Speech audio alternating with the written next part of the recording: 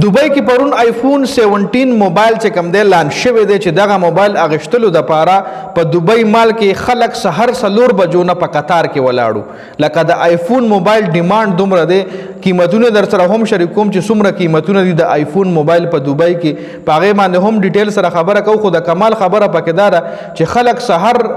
څلور بجو نه قطارونو کې ولاړو او لومبنی کس چې کوم هغه پاکستانی و چې نوم محمد د څلور بجو نه په قطار کې ولاړو او لومبنی کس چې کوم دی په دغه قطار کې دغه پاکستانی محمد الکو د آیفون اغشتلو دپاره تاسو له تصویر هم ښکاري لکه یو طرف ته که مونږ وګورو نو مونږ وایو غریبي ده خو غریبي صرف غواړي په پاکستان کې تاسو چې کله د پاکستان نه بهر وځئ او تاسو د نور ملکونو د خلک وګورئ نو تاسو به د هغې هغه دولت ته حیران شئ چې هغوی له الله پاک څومره دولت ورکړي وي چې تاسو کله په دغه ملکونو کې دغه مالدار خلک ووینئ لکه د آیفون اغشتل پرون په دبئی کې یو بوس چې کوم دی خپل نوکرانو دپاره آیفون 17 12 موبایل ایستلی دي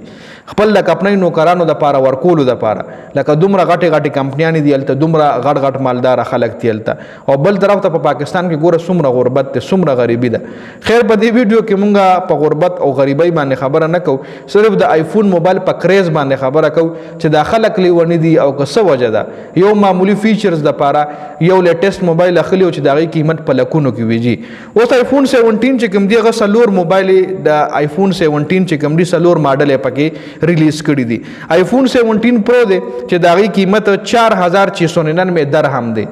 4699 درهم نه تقریبا جوړیږي 4 लाख روپۍ ته جوړیږي پاکستانی آیفون 17 پرو میکس چې کوم دی د هغې قیمت 5099 روپۍ 5099 درهم دی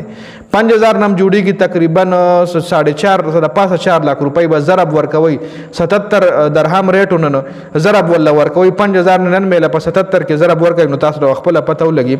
چې څه قیمت دی په پاکستانو کې خبل پکې آیفون 17 ایر موبایل چې کوم دی ایر هغه 4299 درهم باندې دی اور بل چې کوم څلورم ماډل دی په آیفون 17 کې هغه آیفون 17 بس آیفون 17 ساده موبایل نو سره پرو شته نو سره پرو میکس شته او نو سره ایر شته نو دغه آیفون 17 چې کوم دی دا 3399 درهم باندې دی 3399 درهم باندې دغه آیفون 17 موبایل په دبئی مال کې د دې چې کوم لانچینګ قیمت هغه په دبئی کې هم دغه وجي چې دبئی کې د دبئی شیخانو په دې باندې سي حد کړی دی په قطارونو کې ولا سلور بجو نه ولاړ خو خپل قطارونو کې نو درېږي خو ځان په ځای یو نوکر یا یو ډرایور ودرئ بس ولا په قطار کې ولاړي سهار سلور بجو نه ډېر به داسې ملګري وي چې هغوی به هم د خپل بوس دپاره په قطار کې ودرېدلي د خپل عربي دپاره یا د خپل امریکن بوس دپاره یا د خپل یو کې بوس دپاره به هغه هم د آیفون اغشتلو دپاره په قطار کې ودرېدلي که څوک وي داسې مسافر رور وي زمونږ نو کمنټ وکئ جي نو دغه د آیفون موبایل وکریز ضروره چې سړی ولا په لکونو روپو هم خیر هغې لپاره دغه موبایل دا 5000 او 6000 درهم د هغې دپاره هېڅ شی نه دی څنګه چې د ویډیو سټار کې مو وویل چې د یو کمپنۍ بوس چې کوم هغه د خپل امپلایز دپاره 12 آیفون 17 ایستلی دي چې به خپل امپلایز ته ورکوي جي خیر دا په دې ویډیو کې اپډیټس ستاسو دې حوالې سره سره یې ده کمنټ لازمي وکړئ